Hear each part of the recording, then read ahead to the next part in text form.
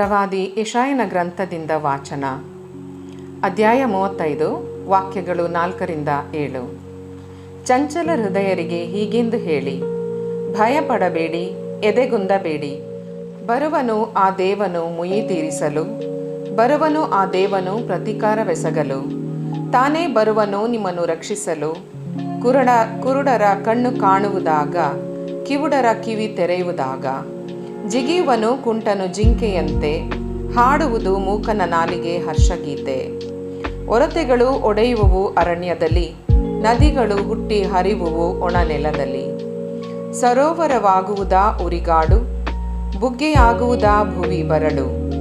ನರಿಗಳು ನಿವಾಸಿಸುವ ಗುಹೆಗಳು ಆಗುವುವು ಹುಲುಸಾದ ಹುಲ್ಲುಗಾವಲುಗಳು. ಪ್ರಭುವಿನ ವಾಕ್ಯ. ದೇವರಿಗೆ ಕೃತಜ್ಞತೆ ಸಲ್ಲಲಿ.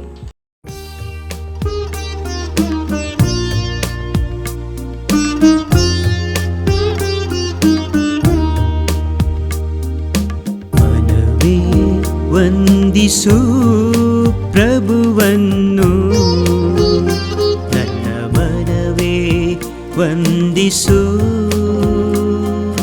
ಕರ್ತರನ್ನು.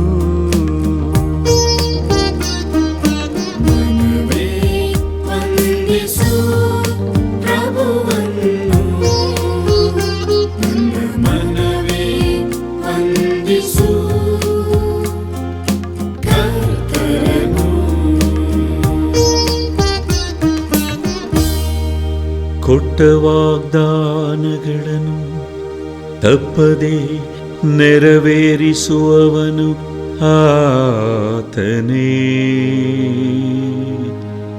ದೊರಕಿಸುವನು ನ್ಯಾಯ ದಲಿತರಿಗೆ, ಒದಗಿಸುವನು ಆಹಾರ ಹಸಿದವರಿಗೆ. ನೀಡುವನು ಬಿಡುಗಡೆ ಬಂಧಿತರಿಗೆ.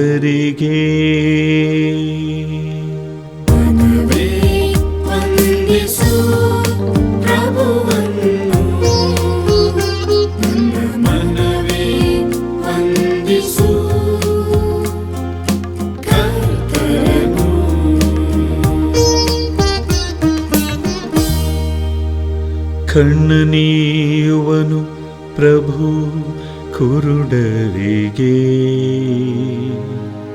ಉದ್ಧಾರಕನ ಪ್ರಭು ಕುಗ್ಗಿದವರಿಗೆ. ಆತನ ಒಲವಿರುವುದು ಸಾಧು ಸಜ್ಜನರಿಗೆ, ರಕ್ಷಿಸುವನು ಪ್ರಭು ಪರದೇಶಿಗಳನ್ನು.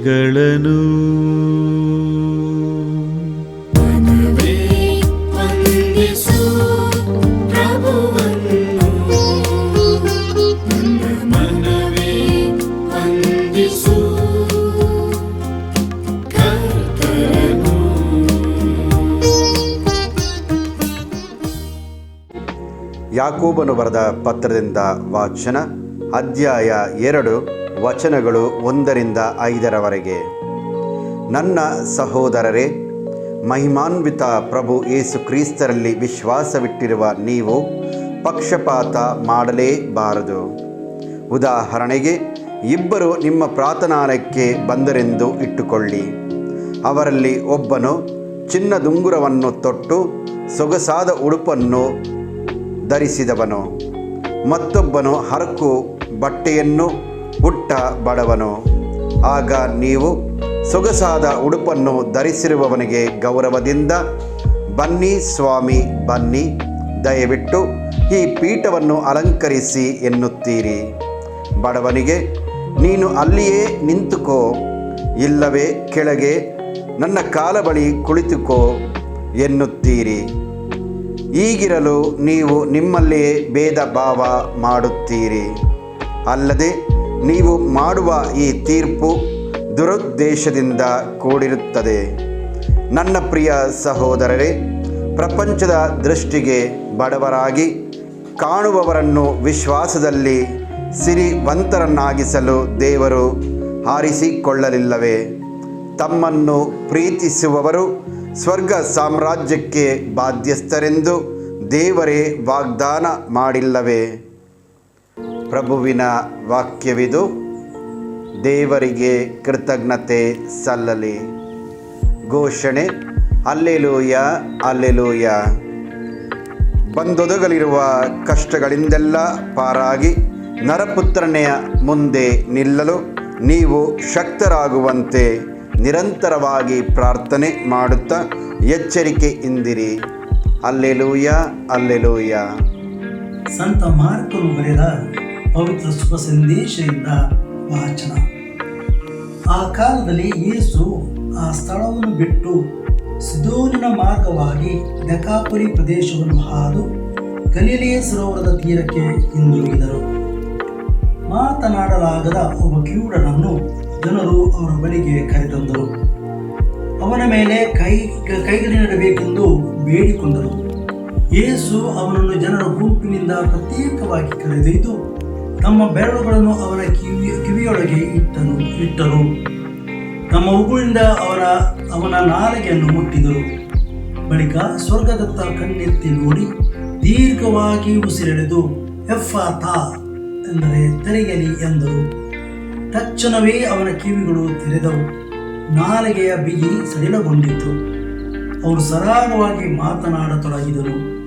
ಇದನ್ನು ಯಾರಿಗೂ ಹೇಳಕೂಡದೆಂದು ಯೇಸು ಜನರಿಗೆ ಕಟ್ಟಪ್ಪಣೆ ಮಾಡಿದರು. ಆದರೆ ಎಷ್ಟು ಹೇಳಿದರೂ ಕೇಳದೆ ಅವರು ಮತ್ತಷ್ಟು ಆಸಕ್ತಿಯಿಂದ ಈ ಕಾರ್ಯವನ್ನು ಪ್ರಚಾರ ಮಾಡಿದರು. ಎಲ್ಲರೂ ಆಶ್ಚರ್ಯಭರಿತರಾಗಿ, ಇವರು ಎಲ್ಲ ಕಾರ್ಯಗಳನ್ನು ಚೆನ್ನಾಗಿ ಮಾಡುತ್ತಾರೆ, ಕಿವುಡರು ಕೇಳುವಂತೆಯೂ ಮೂಕರು ಮಾತನಾಡುವಂತೆಯೂ ಮಾಡುತ್ತಾರಲ್ಲ ಎಂದುಕೊಳ್ಳುತ್ತಿದ್ದರು. ಪ್ರಭುವಿನ ಶುಭ ಸಂದೇಶ. ಕ್ರಿಸ್ತರೇ ನಿಮಗೆ ಸ್ತುತಿಯಾಗಲಿ. ಯೇಸು ಕ್ರಿಸ್ತರೇ, ನನ್ನ ಪ್ರಿಯ ಸಹೋದರ ಸಹೋದರರೇ ಮತ್ತು ಮುದ್ದು ಮಕ್ಕಳೇ, ಎಫ್ಫಾತಾ ತೆರೆಯಲ್ಲಿ ಸುಂದರವಾದ ಮಾತುಗಳನ್ನು ಅಥವಾ ಪವಾಡವನ್ನು ಇಂದು ನಾವು ಕೇಳುತ್ತಾ ಇದ್ದೇವೆ ಶುಭ ಸಂದೇಶದಲ್ಲಿ. ಯೇಸು ಸ್ವಾಮಿ ಒಬ್ಬ ಕಿವಿ ಕೇಳದ ಮನುಷ್ಯನಿಗೆ, ಕಿವುಡನಿಗೆ ಹಾಗೆ ಭಾಳ ಸುಂದರವಾಗಿ ಬರೀ ಬಾಯಿ ಮಾತೆಲ್ಲ ಅವರ ಕಿವಿಗಳಿಗೆ ಬೆರಳನ್ನು ಹಾಕಿ ಸ್ಪರ್ಶದ ಅನುಭವವನ್ನು ಕೊಡುವುದು ಕೇಳುತ್ತಿದ್ದೇವೆ. ಪ್ರೇರಿ, ನಾವು ಅದೆಷ್ಟೋ ನಮಗೂ ಎಫ್ಫಾತಾ ತೆರೆಯಲಿ ಎಂಬುದ ಅನುಭವ ಆಗಬೇಕು. ಅದೆಷ್ಟೋ ಜನರು ಅದೆಷ್ಟೋ ಪಾಪದಲ್ಲಿ ಕಷ್ಟದಲ್ಲಿ ಅದೆಲ್ಲ ಕಿವುಡರಾಗಿದ್ದಾರೆ. ಕಿವುಡ ಅಂದರೆ ಏನು ಕೇಳದಾಗಿದೆ, ದೇವರ ವಾಣಿ ಕೇಳದೇ ಆಗಿದೆ. ಅವರಿಗೆ ಯಾಕೆ ಆಗ್ತದೆ, ಕಷ್ಟಗಳ ಮೇಲೆ ಕಷ್ಟಗಳು ಯಾಕೆ ಬರುತ್ತವೆ, ಏನಾಗುವುದನ್ನು ಗೊತ್ತಾಗಲ್ಲ. ಹಾಗೆಯೇ ಸ್ವಾಮಿ ಹೌದು ಪ್ರತ್ಯೇಕ ನಮಗೆ ವಿಶೇಷವಾಗಿ ನಮ್ಮನ್ನು ಮುಟ್ಟಿ ನಮಗೆ ನಿಜವಾಗಿ ಅಪ್ಪಿಕೊಂಡು ನಾವು ಅನುಭವವನ್ನು ಕೊಡುತ್ತಾರೆ. ನಮ್ಮ ಹೃದಯ ತೆರೆಯಲು ಕೊಡ್ತದೆ. ನೋಡಿ, ಅದೆಷ್ಟೋ ಸಾರಿ ನಮ್ಮ ನೆರೆಯವರೊಬ್ಬರು ರೋಗವಾಸಿಯಾದಾಗ ನಾವು ಅಷ್ಟು ಕಿವುಡರಾಗಲು ಅವರ ಕಡೆ ಹೋಗುತ್ತೇವೆಯಾ? ಅಥವಾ ಅಪಘಾತವಾಯಿತು, ಒಂದು ಕಷ್ಟ ಬಂತು, ಜನರ ಮರಣವಾಯಿತು, ಇದರಿಗೆ ನಾವು ಅದರ ಆರ್ತನಾದ ಅಷ್ಟೊಂದು ಅವರು ಅಳುವಾಗ ನಮಗೆ ಕೇಳ್ತಿದೆಯಾ? ನಾವು ಹೋದ್ರೂ ನಾವು ಕಿವಿಗೊಡ್ದಂತೆ ನಾವು ಇರಲ್ವಾ? ಈಗ ಅದೆಷ್ಟೋ ನಮ್ಮ ಈ ಮೊಬೈಲ್ ಬಂದಿರೋದು ಅದರಲ್ಲೇ ನಾವು ಮೂಡಿಗೆ ಹೋಗಿ ಈ ಜನರ ಪಾಪ, ಜನರ ಆರ್ತನಾದ ಕಷ್ಟ ಅವರಿಗೆ ನಾವು ಕೇಳುವಂಥ ನಮಗೆ ಸತ್ಯನೇ ಇಲ್ಲ. ಹಾಗಾದರೆ ಇವತ್ತು ಬೇಡೋಣ ಯೇಸುಸ್ವಾಮಿಗೆ. ಯೇಸುಸ್ವಾಮಿ ಪ್ರತಿ ಗಳಿಗೆ ಅವರು ನಮ್ಮ ಹೃದಯದಲ್ಲಿ ಮಾತನಾಡುತ್ತಾರೆ. ಸಂತ ಅಲ್ಫೋನ್ಸ್ಲಿಗೂ ಹೇಳ್ತಾರೆ, ಪ್ರತಿ ಗಳಿಗೆಯಲ್ಲೂ ಒಂದು ಕಿವಿಯನ್ನು ದೇವರು ಕೊಡಬೇಕು, ಒಂದು ಕಿವಿಯನ್ನು ನಮಗೆ ನಮ್ಮ ಪರಿಸ್ಥಿತಿ ಕೊಡಬೇಕು. ಪ್ರತಿಯೊಂದರಲ್ಲೂ ಅವರು ನಮ್ಮ ಕಿವಿಯನ್ನು ತೆರೆಯುತ್ತಾರೆ, ನಮ್ಮ ಹೃದಯವನ್ನು ತೆರೆಯುತ್ತಾರೆ, ಹಾಗೂ ನಮಗೆ ಕೇಳುವಂಥ ಶಕ್ತಿಯನ್ನು ಕೊಡುತ್ತಾರೆ. ಈಗ ಇದು ಜನರ ಪವಿತ್ರ ಸಭೆಯ ಮತ್ತು ನಮ್ಮದೇ ಆತ್ಮಸಾಕ್ಷಿಯ ವಾಣಿಯನ್ನು ಕೇಳುವಂಥ ಭಾಗ್ಯವನ್ನು ಕೇಳೋಣ. ನಮಗೆ ಆತ್ಮಸಾಕ್ಷಿದ್ದು, ನಮ್ಮ ನೆರೆಯವರದ್ದು, ನಮ್ಮ ಪವಿತ್ರ ಸಭೆಯದ್ದು, ಸಮಾಜದ್ದು ಕಷ್ಟಗಳೆಲ್ಲ ವಾಣಿಗಳನ್ನು ಕೇಳುವ ಶಕ್ತಿಯನ್ನು ಬೇಡೋಣ. ನಮಗೆ ಹೆಚ್ಚು ಏನು ಮಾಡೋಕ್ಕಾಗಿದ್ರೂ ಅವರಿಗೆ ಪ್ರಾರ್ಥಿಸಬಹುದಲ್ವೇ? ಅವರಿಗಾಗಿ ನಿಜವಾಗಿ ದೇವರೇ ಆತನ ಕೇಳಿ ಅಂತ ಬೇಡಬಹುದಲ್ಲವೇ? ಆಗ ನಾವು ನಿಜವಾಗಿ ಅವರ ಸಂಗಾತಿಗಳಾಗ್ತೇವೆ. ಅವರಿಗೆ ನಿಜವಾಗಿ ಪವಾಡದಂಥ ಅನುಭವವನ್ನು ಕೊಡುತ್ತೇವೆ. ಅಯ್ಯಪ್ಪ, ನನ್ನ ಕಷ್ಟಗಳು ಕೇಳಿದರಪ್ಪ, ಇವತ್ತು ಕೇಳುವರು ಯಾರೂ ಇಲ್ಲ. ಎಲ್ಲರೂ ಬ್ಯುಸಿ ಅಂತಾರೆ, ಯಾವಾಗಲೂ ಆ ಪ್ರಪಂಚದಲ್ಲಿದ್ದಾರೆ. ಒಂದು ನನ್ನ ಅನುಭವದಲ್ಲಿ ಯಾರಾದರೂ ಫೋನ್ ಮಾಡಿ ಅವರಿಗೆ ಸಮಸ್ಯೆನ ಕೇಳ್ತಾರೆ, ಫಾದರ್ ನಮಗೆ ತುಂಬ ಥ್ಯಾಂಕ್ಸು, ನೀವು ಕೇಳಿದ್ರಲ್ವ ಅಷ್ಟೇ ಸಾಕು, ನನ್ನ ಸಮಸ್ಯೆಯು ಪರಿಹಾರವಾಯಿತು ಅಂತ ಒಂದು ಅನುಭವ ನಮಗೆ ಸಿಗ್ತದೆ. ಆದ್ದರಿಂದ ಈ ಸ್ವಾಮಿ ನಮ್ಮ ಹೇಗೆ ಎಲ್ಲ ಅಂಧಕಾರಗಳು ನಾವು ಕಿವುಡತನವನ್ನು ಎಲ್ಲ ತೆಗೆಸಿ ನಾವು ಪ್ರತಿಯೊಬ್ಬರ ಕಷ್ಟ ಸಂಕಷ್ಟವನ್ನು ಅಂತಹ ಒಂದು ಹೃದಯವನ್ನು ಸಿಕ್ಕುವಂತೆ ಈ ಬಲಿಯ ಪೂಜೆಯಲ್ಲಿ ದೇವರಲ್ಲಿ ಬೇಡೋಣ.